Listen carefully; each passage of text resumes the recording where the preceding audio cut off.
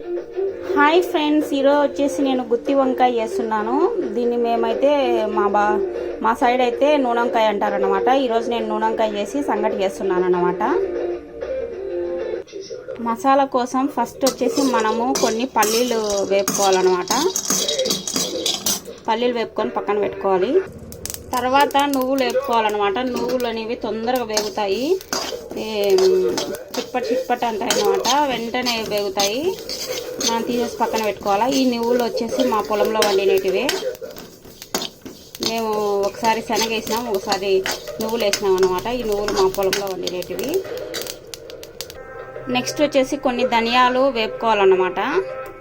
ధనియాలు వేపుకున్న తర్వాత దీంట్లోనే కొన్ని ఎండుమిర్చి కూడా వేసుకొని వేపుకోవాలి.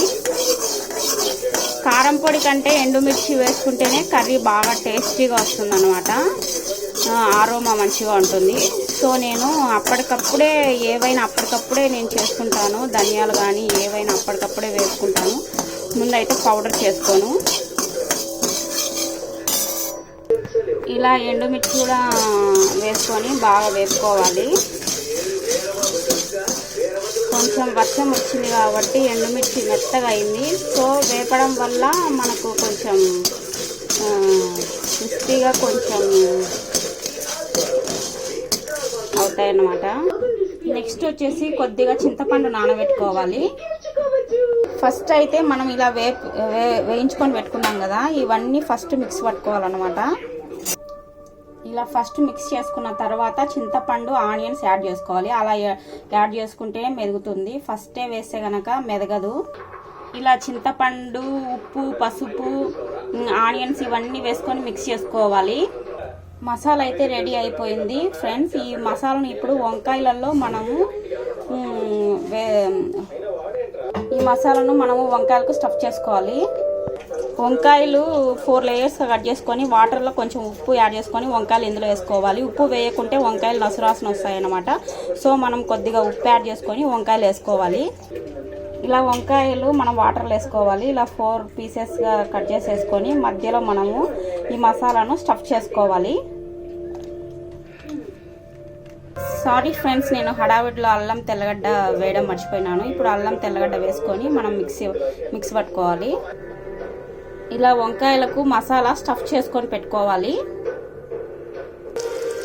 ఫస్ట్ ఆవాల, జీలకర్ర, మినుములు వచ్చేసి వేసుకోవాలి. మినుములు వచ్చేసి లైట్ గోల్డ్ కలర్ వచ్చేంత వరకు వేపుకోవాలి. ఇలా లైట్ గోల్డ్ కలర్ వచ్చిన తర్వాత ఆనియన్స్ యాడ్ చేసుకోవాలి. ఇలా ఆనియన్స్ యాడ్ చేసుకోవాలి. ఆనియన్స్ యాడ్ చేసుకున్న తర్వాత టమోటా పళ్ళు యాడ్ చేసుకొని, టమోటా పళ్ళు తక్కువ వేసినాను ఎందుకంటే చింతపండు వేసినా కదా. సో 3 టమోటాలు వేసినాను. ఆనియన్స్ తర్వాత టమోటాలు వేసేసి కొంచెం ఉప్పు, పసుపు వేసుకోవాలి కొద్దిగా. దాంట్లో సరిపోయిండదేమో అనేసి మళ్ళీ నేను మసాలాలో ఉప్పు, పసుపు వేసినా కదా, ఇంకా అయితే కొద్దిగా ఎక్కువ ఉంటుందేమో అనేసి దీంట్లో కూడా కొంచెం ఉప్పు, పసుపు యాడ్ చేసినాను అన్నమాట. బాగా వేయించుకోవాలి. బాగా వేగిన తర్వాత వంకాయలు యాడ్ చేసుకోవాలా. స్టఫ్ చేసిన వంకాయలని మసాలా వేసి స్టఫ్ చేసుకున్నాం కదా, ఆ వంకాయలను వేసుకొని బాగా వేసుకోవాలి. పచ్చివాసన పోయేంత వరకు బాగా వేసుకోవాలి. నెక్స్ట్ వచ్చేసి మిక్సీ జార్లో మసాలా కొద్దిగా మిగులుతుంది కదా, ఆ మసాలాతో కొంచెం వాటర్ యాడ్ చేసుకొని వంకాయలో వేసుకొని బాగా ఉడికించుకోవాలి. చూసారు కదా ఫ్రెండ్స్, గుత్తి వంకాయ రెడీ అయిపోయింది. మీరు కూడా ఒకసారి ట్రై చేసి టేస్ట్ ఎలా ఉందో చెప్పండి. చూసారు కదా ఫ్రెండ్స్, గుత్తి వంకాయ కర్రీ రెడీ అయిపోయింది. ఈ వీడియో గనక మీకు నచ్చినట్లయితే లైక్ చేయండి, షేర్ చేయండి, సబ్స్క్రైబ్ చేయండి.